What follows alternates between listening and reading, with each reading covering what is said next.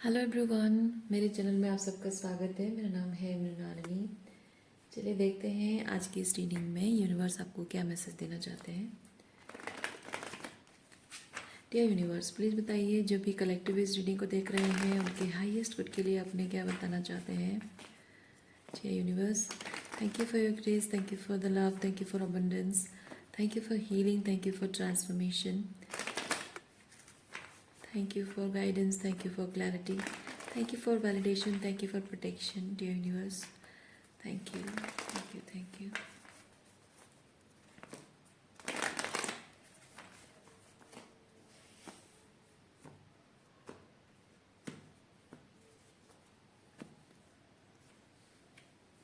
Queen of Pentacle and King of Wands. Okay.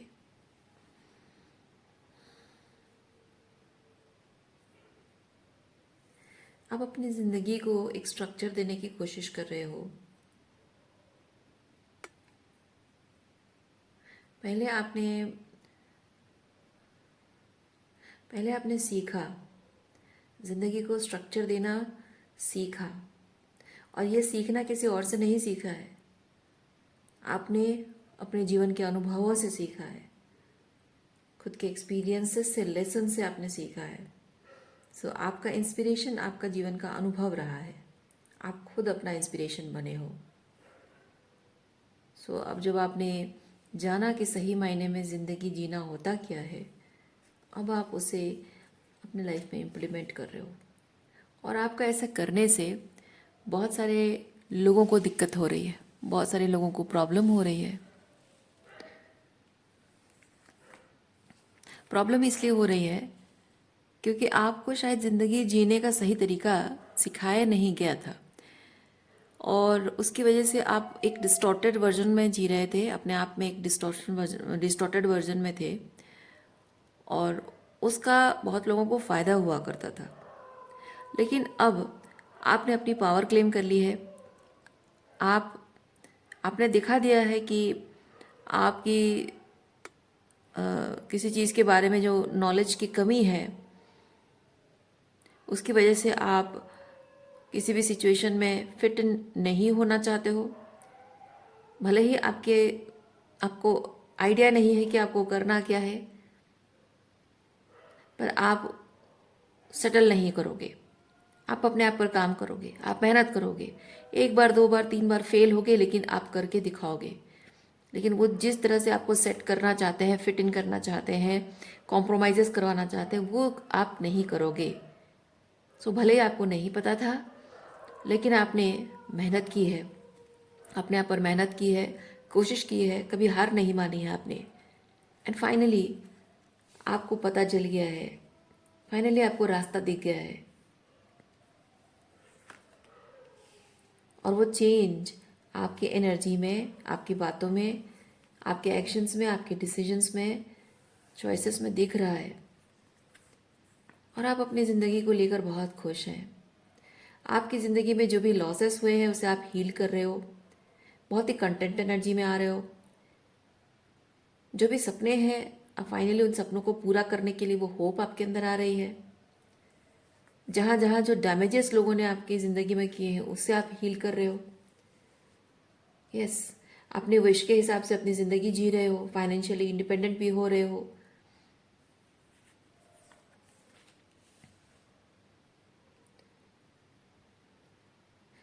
ज़िंदगी को navigate करना, ज़िंदगी को नेविगेट करने की जो कला है, ये आपने सीख ली है। पहले आपको नहीं पता था, इसीलिए आपको सहारे की ज़रूरत थी, लेकिन अब आपको पता चल गया है, तो अपना सहारा आप खुद बन गए हो, अपने दोस्त आप खुद बन गए हो, अपने साथी आप खुद बन गए हो। सो अगर पास्ट में आपके counter part, romantic counter part को लेकर अगर आपके अंदर बहुत कोडिपेंडेंसी थी, तो वो ख़त्म हो चुकी है। अब अगर आपकी ज़िंदगी में कोई काउंटर पार्ट नहीं भी है, तो आपको फ़र्क पड़ना बंद हो गया है।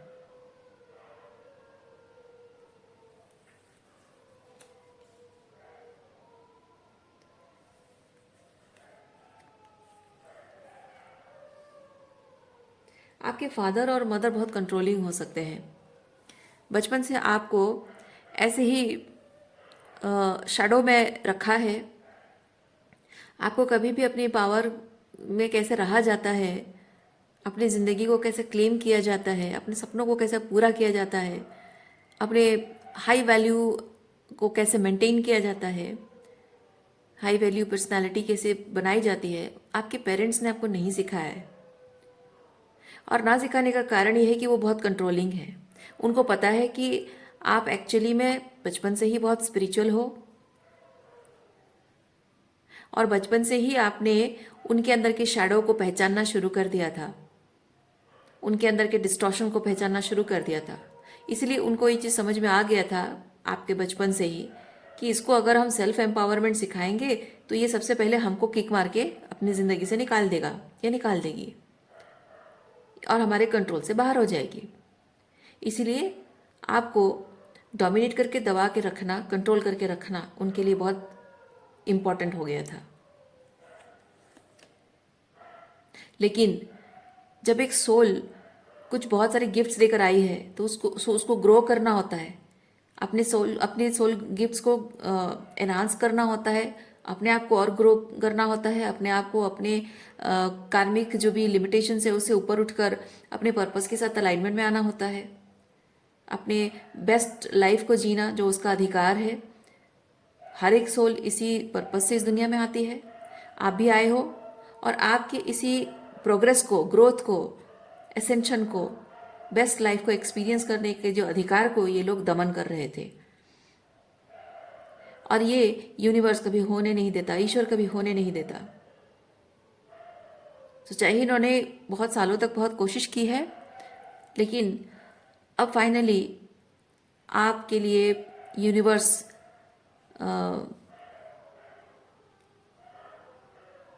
रास्ते ओपन कर रहा है।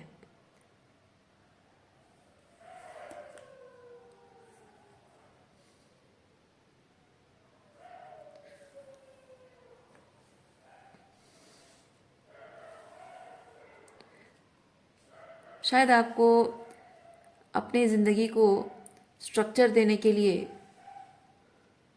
जो रास्ता है, जो तरीका है, किसी काम के माध्यम से मिला है। ये जो है ये अपने आप पर काम करना भी है और कोई लाइफ पर्पस भी है। उस लाइफ पर्पस के माध्यम से ही आप अपनी ज़िंदगी को नया रूप दे रहे हो, नया फाउंडेशन दे रहे हो अपनी ज़िंदगी में। फाउंडेशन, स्ट्रॉन्ग फाउंडेशन सेट कर रहे हो। पहले बहुत ही शैलो फाउंडेशन में थी, पर अब स्ट्रॉन्ग फाउंडेशन आप अपनी खुद के नींव डाल रहे हो, अपनी ज़िंदगी कैसे जीनी है।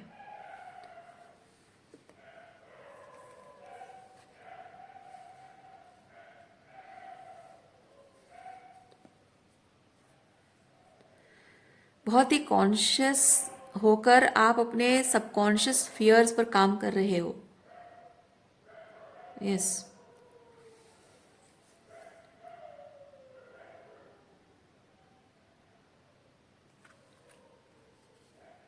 लोगों को, मतलब जिन लोगों ने ये आपके साथ किया है, स्पेसिफिकली पेरेंट्स, और उसका फ़ायदा आपके रोमांटिक पार्टनर ने उठाया हो, तो ऐसे लोगों को आप पहले तो लेट गो कर रहे हो, उनको नो बोल रहे हो, और उनके साथ रिलेशनशिप एंड करके, उनके साथ कार्मिक एंटेंगलमेंट को एंड करके आप अपनी पावर को क्लेम कर रहे हो।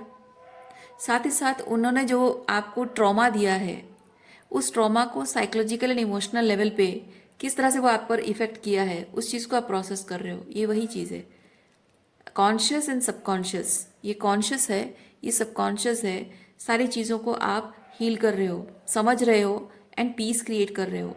एक एक दिशा, ये होता है एक डायरेक्शन में जाना, पीस क्रिएट करना।